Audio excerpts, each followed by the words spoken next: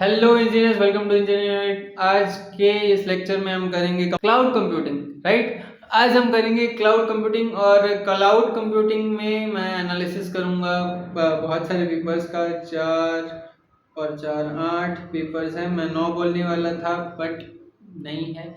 8 papers का हम निकालेंगे कि क्या क्या क्या कर सकते हो आप इन 8 पेपर से। 8 पेपर आपके अगले होने वाले पेपर के बारे में क्या बताते हैं। ठीक है, तो चलो स्टार्ट करते हैं। ये देखो, इस तरीके से आपको पूछा जाता है कि फिर स्टार्ट करते हैं। ये है आपका यूनिट वाइज ये चीज आपको बताती है कि कौन से यूनिट से कितने परसेंटेज क्वेश्चंस आ रहे हैं। राइट, तो आपको 33% करने के लिए कितना करना है।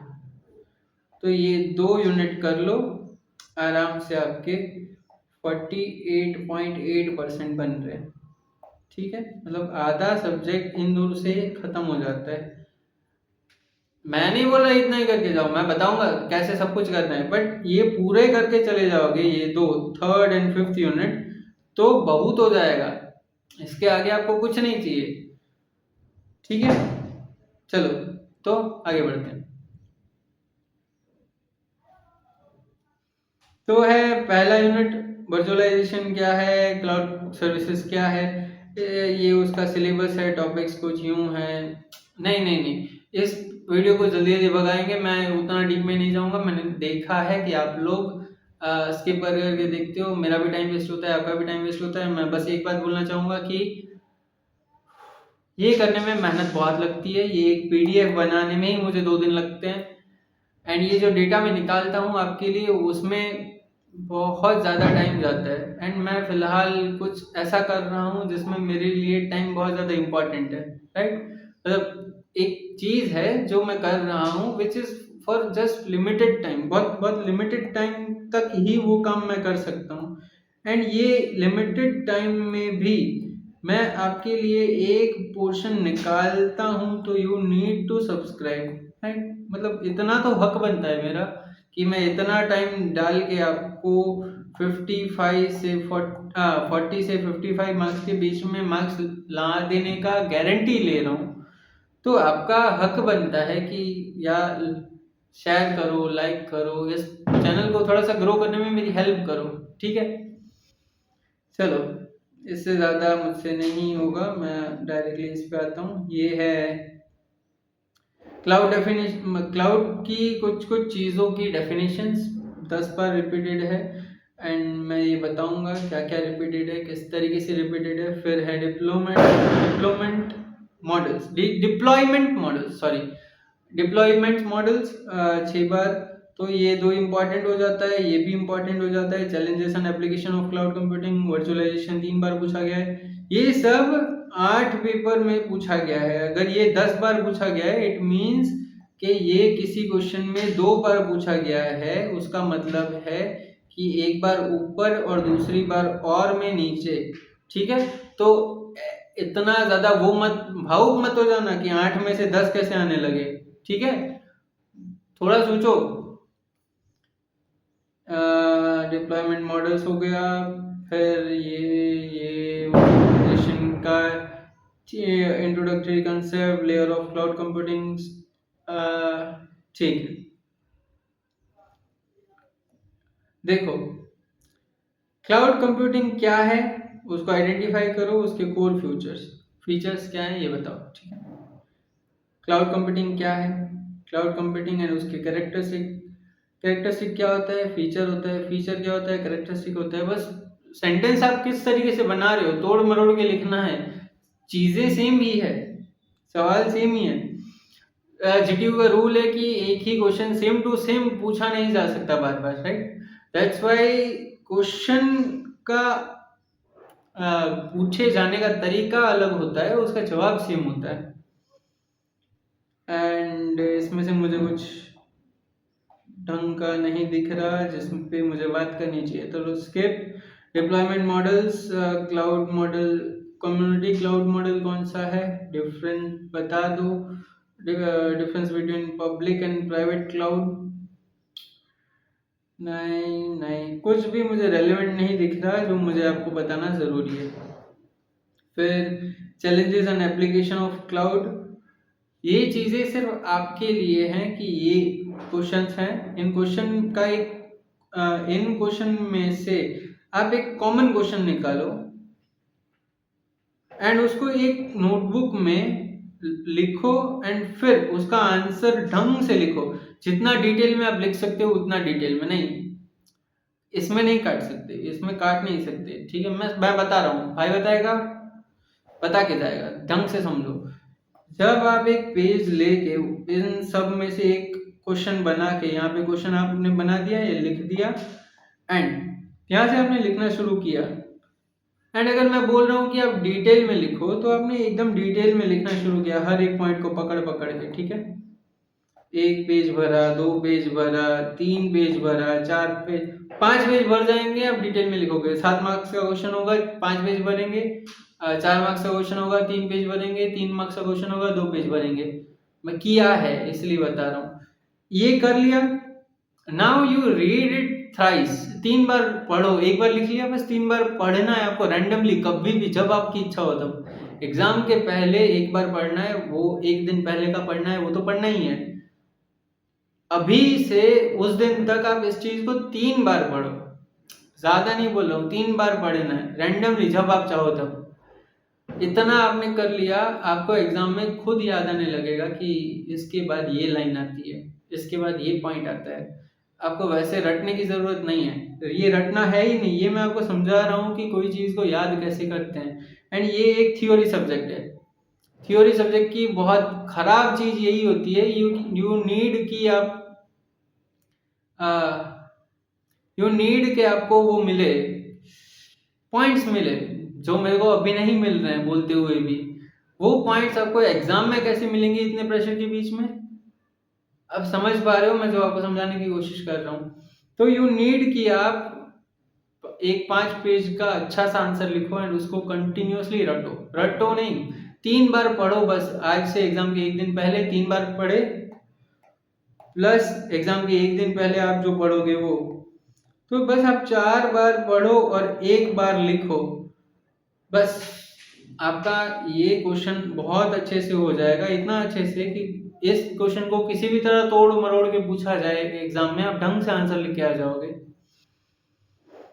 विजुअलाइजेशन क्या है, एडवांटेज क्या है उसके, वर्चुअल मशीन क्या होती है, उसका रोल क्या है क्लाउड कंप्यूटिंग में। आई डोंट थिंक इस पे मुझे बात करना चाहिए कोई इम्पोर्टेंस। यूनिट 2, ये in details. Platform as a service 4 बार पूछा गया है, सॉफ्टवेयर एज अ सर्विस 4 बार, इंफ्रास्ट्रक्चर एज अ सर्विस 2 बार। फंक्शन, सर्विसेज, एप्लीकेशन, बेनिफिट्स,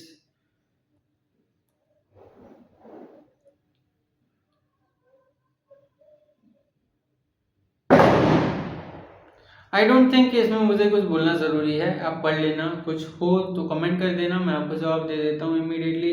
अगर आपने किया है तो आपको पता होगा, अगर नहीं किया है तो आज करके देख लो, ठीक है। Abstraction and virtualization. वर्चुअलाइजेशन उसके कंसेप्ट 9 बार आया हुआ है, बहुत ज़्यादा इम्पोर्टेंट है। आप hypervisor, load balancing, machine imaging and application बराबर है। देखो ये यूनिट आपका सब, ये जो सारे टॉपिक्स हैं, ये यूनिट, थर्ड यूनिट आपका सबसे ज़्यादा इम्पोर्टेंट हो जाता है। अब ये सबसे ज़्यादा इम्पोर्टेंट क्यों हो जाता है? क्योंकि 26% आपको पूछा जाता है इसमें से। कितना? 26% फ्रॉम थर्ड यूनिट जो इसमें मैंने दिया है। एंड अगर आपने बस ये टॉपिक कर लिए तो उस 26% में से भी आपके 20% तो आ ही जाएंगे, तो टोटल 20% आ जाएंगे आपके, राइट। तो ये इतने टॉपिक बहुत ज्यादा इंपॉर्टेंट हो जाते हैं आपके लिए।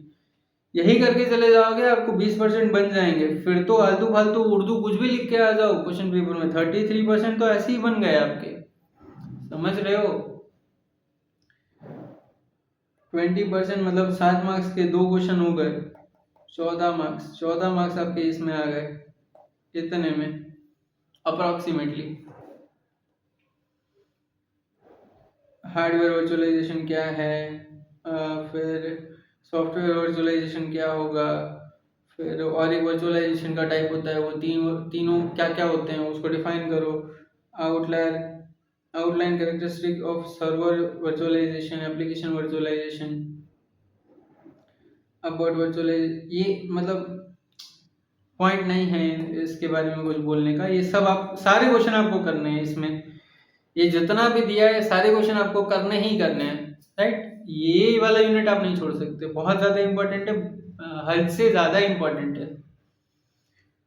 Cloud infrastructure and resource management,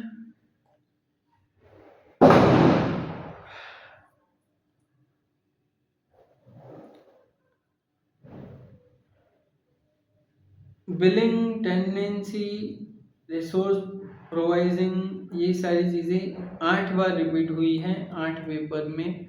and यहाँ पे आपको दिखाया हुआ है कि 4 बार 3 मार्क्स में पूछा है, 2 बार 4 मार्क्स में पूछा है और 7 मार्क्स में 2 बार आया है।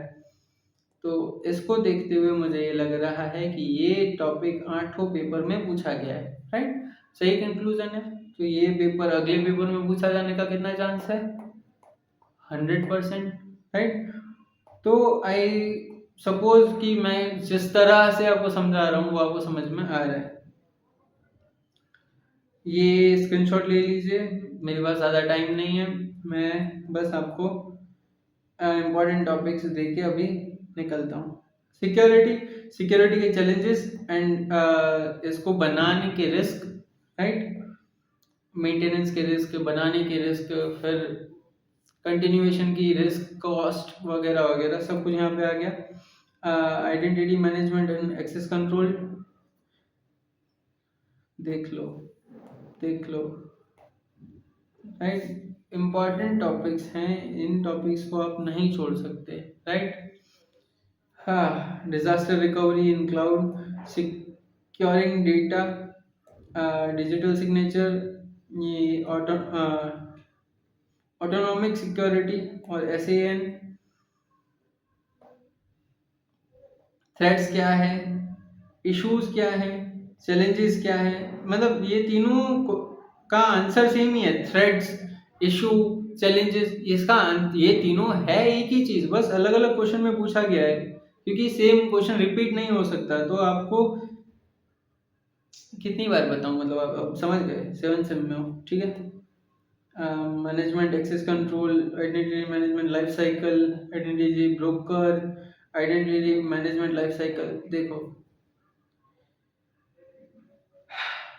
ये सब आप कर लोगे, ठीक है, मुझे आप पे इतना भरोसा है।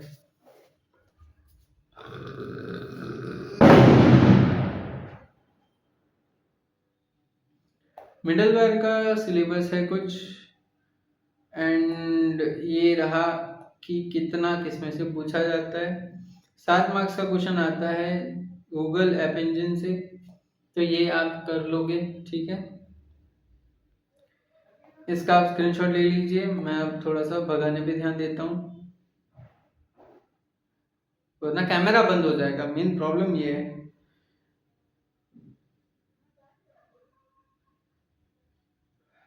ये PDF आपको मिल जाएगी, मैं बस एक मेरा प्लेटफॉर्म कर रहा हूँ जिसपे मैं ये अपलोड करके आपको भेज सकूँ। मैं मेगा का जो मेरा अकाउंट था वो अभी बैन हो चुका है, मतलब पता नहीं मुझे लॉगिन नहीं करने दे रहे, तो I am trying my best. Cloud based case studies, AWS, right, AWS general और general case studies, application migration, AWS में ऑटो स्केलिंग कैसे होती है, इसी पे 2 क्वेश्चंस हैं। SQS, लोड बैलेंसर, S3 क्या है अमेजोन का, S3 API, फिर आप कर लोगे। और ये स्ट्रेटजी जो है वो मैं आपको बता दूंगा। जो इम्पोर्टेंट चीज़ है वो यही है कि आप इतना करके जाएं, securities and third unit and 5th unit, and बाकी कोई एक यूनिट कर लोगे आप पास हो जाओगे। तो मिलते हैं अगले लेक्चर में, तब तक के लिए bye bye, all the best and subscribe करके जाना।